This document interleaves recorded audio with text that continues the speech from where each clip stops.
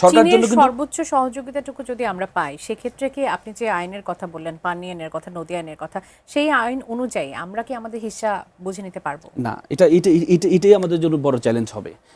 আমি বলছি যে আপনি যখন এই প্রজেক্টটা 55% ওরা কিন্তু কেন করবে, ওরা কিন্তু ইনভেস্ট করবে, ওরা কিন্তু এটাকে ইনভেস্ট করবে। তো সুতরাং আমাদেরকে চিন্তা রাখতে হবে যে তারা কি প্রদান করছে, এটা আমাদের দেশের জন্য। পদ্মা ব্যারেজ আপনি করলেন, আপনি জানেন ফারাক্কাবাদ যখন ভারত পশ্চিমবঙ্গকে বাঁচানোর জন্য করেছে, পরবর্তীতে বিহার কিন্তু পানিতে ডুবে গিয়েছিল।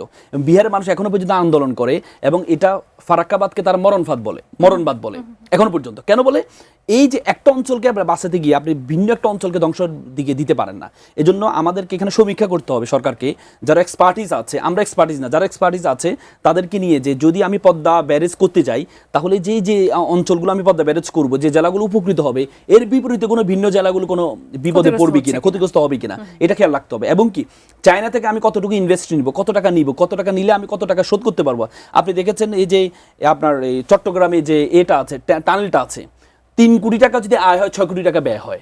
তো তাহলে এই মহাপরিকল্পনা, এই মহাপ্রজেক্ট দিয়ে আমাদের দেশে তো কোনো উন্নয়ন হবে না। এই প্রকল্প করতে গেলে আসলে ভারতের সাথে আমাদের বসার দরকার রয়েছে, বা তাদের ভারতের সাথে আপনাকে বসতেই হবে, যেহেতু তাদের সাথে আন্তর্জাতিক নদীগুলো আছে, আমাদের আইনে এটা 2026 সাল পর্যন্ত কিন্তু আছে, এটাকে রিনিউ করতে হবে। কিন্তু আমাদের এই যে পানি চুক্তিটাকে রিনিউ করতে হবে।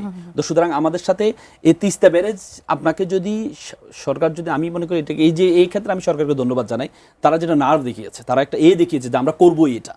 যদি করবই, এর আগে অনেকে করবই করে নাই, এই যে করবই, যদি এটা যদি করতে পারে, আমার মনে হয় এটা দেশের জন্য অনেক উপকার। অসংখ্য ধন্যবাদ।